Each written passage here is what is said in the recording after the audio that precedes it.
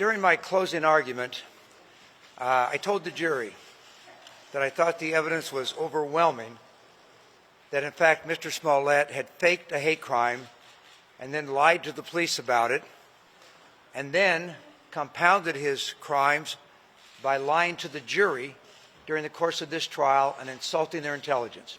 That's what I told the jury in my closing argument. With the resounding verdict we just received from this jury after one day of deliberations, in which they found Mr. Smollett guilty of virtually all charges of doing exactly what we said he did, of reporting a fake crime to the Chicago Police Department as a real crime.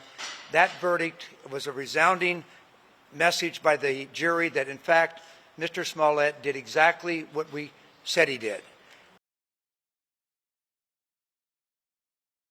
When I agreed to take the special prosecutor role, that meant that my law firm became special prosecutors, and the men and women around me right now in the last 2.5 years have worked so hard to develop the evidence, present it to a grand jury, go through a pandemic, wait to get a trial, which we wanted, and finally, in the last 10 days, these lawyers have had a chance to present this evidence to a jury, and we've come away with the jury agreeing that they should have heard the case, and in fact, he was guilty.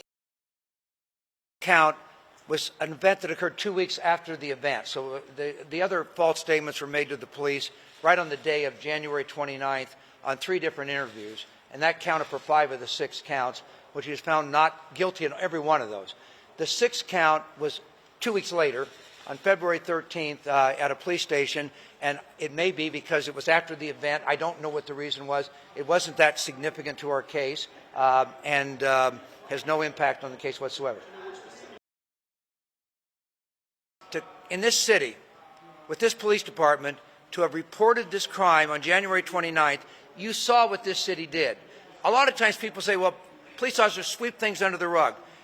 This police department responded by absolutely testifying in this trial that they took it seriously, they believed he was a victim of a crime, and they worked so hard for the next 3 weeks. You saw 26 Chicago police officers spent 3,000 hours of time costing the city well over $100,000 for a fake crime that never occurred, and by the way, a fake crime that denigrates what a real hate crime is, and to use these meanings and symbols that are so abhorrent in our society.